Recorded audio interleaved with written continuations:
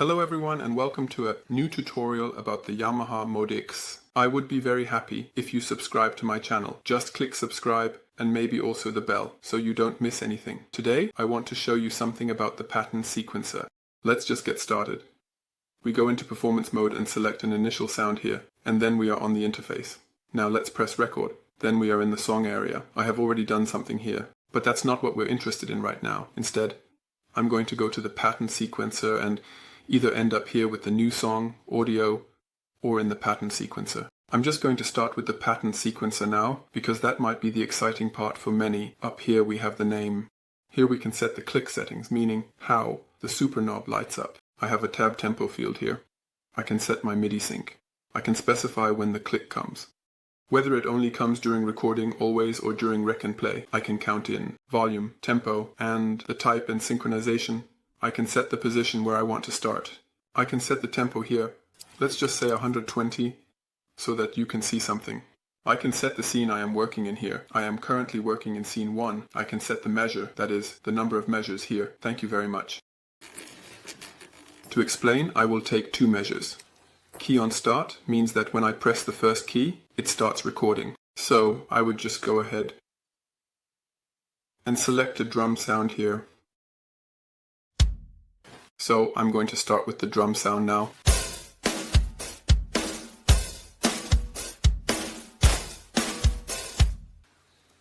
So now I want to record, and for that I will click on record again and then on play. Then it counts.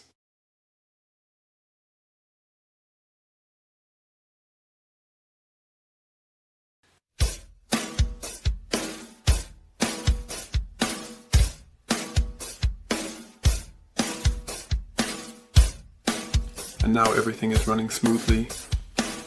Then I click on stop on next mail play. Now, of course, everything is not perfectly synchronized. Let's go back to measure 1. And I also made 4 measures for the count-in, which I obviously don't need. That's why I'm clicking on click again, 4 measures. A count-in should be enough, at least I hope so. We will see shortly. Now I go to edit job. I see here that I have recorded part 1 in scene 1. And can then quantize here. Now it was set to 16. Execute illegal parameters. Okay, illegal parameters. Why? Because I have start 1, 1 and end 1, 1 here. Of course, I need to. You can also adjust it until the last measure. Progress. So, let's see if it sounds better.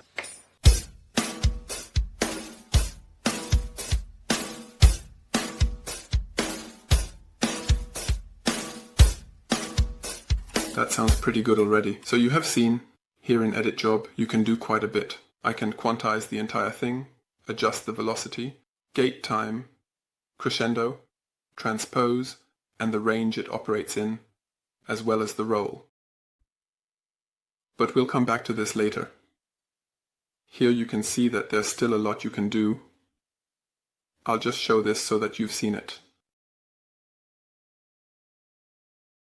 Can I also create a user arb? But basically, we don't want any of that at all. I just want to record a second track now. I'm going to choose a second instrument, a bass, for example.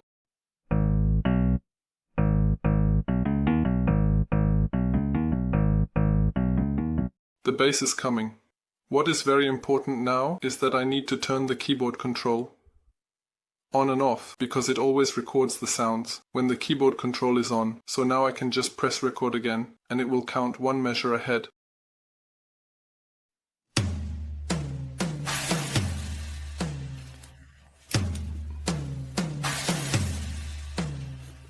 You can already see that I made the mistake of clicking on this.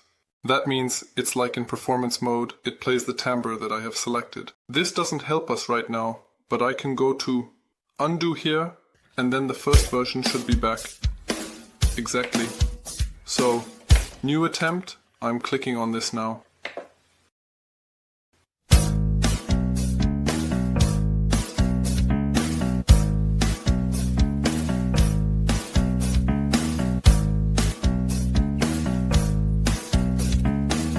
That worked quite well.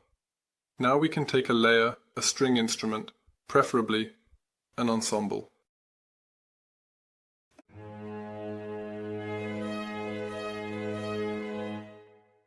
And again, just turn the 2 on. Now I will go up here to press out and exactly press record again. Play. So I really don't like how I played it at all. So I'm deleting the recording once more again. And there you can hear it fade away slowly. So.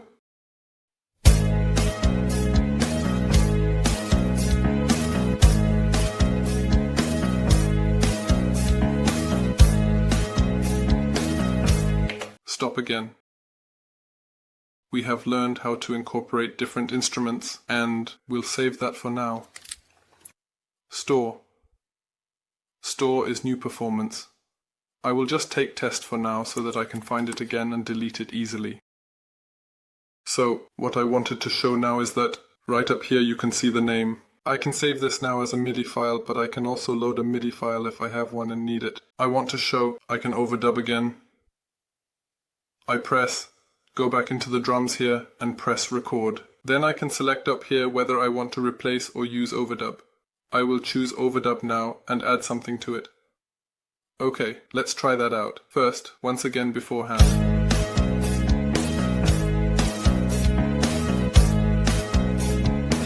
This is how it sounds at the moment.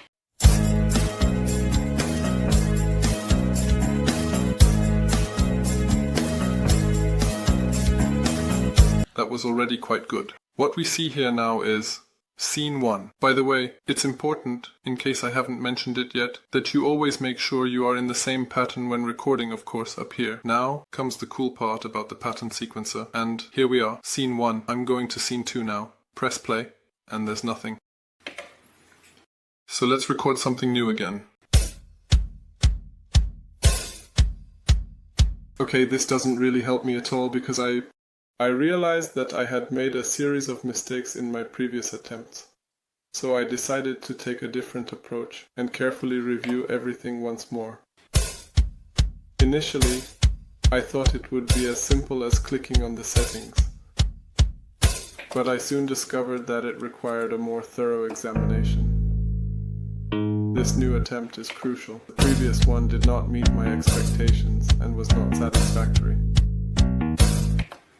Therefore, I am determined to ensure that this time I will get it right by paying attention to every detail and making the necessary adjustments. By doing so, I hope to achieve a much better outcome and avoid the pitfalls that led to the unsatisfactory results before. I didn't come out on track 1 while recording.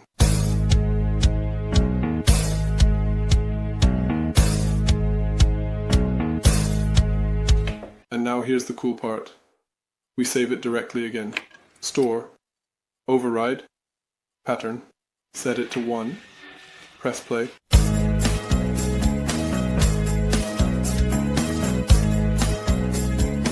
And now I switch to Scene 2.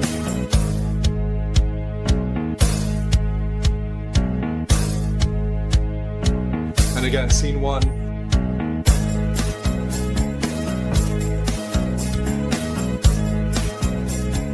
Pretty cool, right? Look at what's possible. And of course you can use this very well in many things.